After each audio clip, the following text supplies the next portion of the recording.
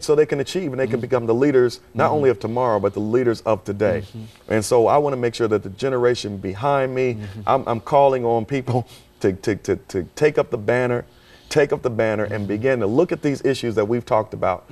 One of the great issues that we've been dealing with as pastors is we started Pastors for Prevention of HIV and AIDS, which is a social justice issue. Okay. You know who's the #1 carrier of HIV and AIDS is African American women. That's right, females. Females. So what we have to do is, as pastors, we came together last year, we tested over 500 people in our congregations to test for HIV and AIDS, because testing is important. And then we want to engage in how do we prevent the spread of HIV and AIDS. How do we prevent that? So as pastors, we have to engage in social justice. And that's one of the things that we have to do. Be proactive. Be proactive. Whatever your issue is, get out there and see if you can find a solution. Not just talk about it, but get things done. You know, that's one of the complaints that I've heard. I mean, we've had dozens of AIDS and HIV shows here, but that's one of the major complaints that we've heard. That is, the church is not really taking an active role in reference to this, and as a matter of fact, some will go so far as to say that the church are even helping to reinforce the stigmas that are generally associated with that. And certainly I appreciate what you're saying in reference to this, that the church can get involved, and we ought to be involved. In fact, I was at a planning meeting today, and we are planning our next event. It will be in June, and where we're going to have a faith-based symposium on HIV and AIDS. It's going to be church leaders and pastors and ministers coming along with the mayor and the Department of Health, and we're going to be working together. And we're going to do another day of testing in our churches, Pastors for Prevention, and this is to help give awareness to HIV and AIDS. I got a daughter, I've got a mother, and I've got a wife. And I'm really concerned about the fact that women now are the number one carriers. And so they don't get it by themselves, Dr. Haynes. That's right. That's so we have to do what we can in order to teach, educate, empower, and also prevent the spread. And that's a huge social justice issue.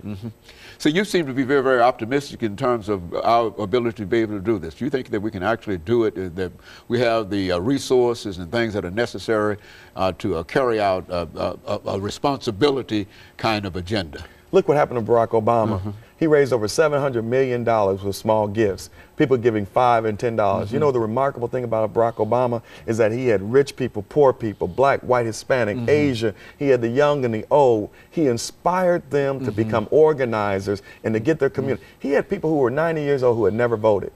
He had people who were 19 years old who never voted. And so if he can do it, we can do it. Jesus started with 12 disciples and changed the world. So I know that we can change Nashville for the better if all of us get engaged and begin to provide leadership and provide service to our community at the level that we can do it. And you think we're ready for the council?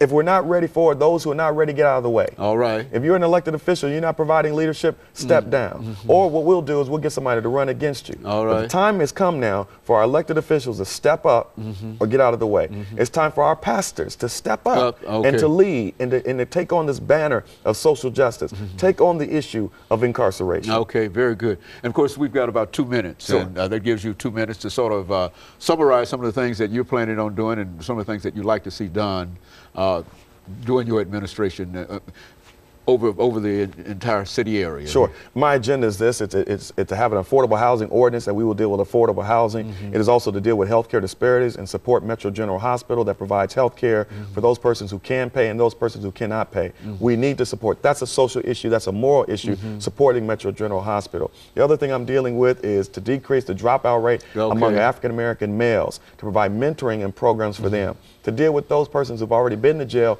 make sure they don't go back to jail to the prodigal son. For Pastors for Prevention of HIV and AIDS, testing, education in our churches where it belongs. We talk about everything else, cancer. We talk about money. We talk about all kind of other things. That's right. We need to talk about AIDS and HIV. That's really having an impact on us. And so I'm dealing with those particular issues. And the final issue is creating jobs in the inner city. Economic development is a key part of where I want to encourage companies to hire urban people. Don't be afraid, and also to encourage people to get jobs and do what they need to do to get those jobs. Over this last minute, you know, we had these young folks here, and what they're saying is that we would give up the dope, the PACs and the whole thing if we had a job and if we had some support. And I think that the idea of dealing with this urban unemployment, especially among the disadvantaged, is one of the things that can really change the way things are. And of course, we're running out of time. And let me thank you, Councilman, for bringing by that excellent information and the enthusiasm with which you brought that information. Thank you, Dr. And we certainly Haynes. appreciate that. And we'll be able to carry this on. And we'll let me encourage our audience to tune in again next week for another informative edition of Comments. Thank you and good morning.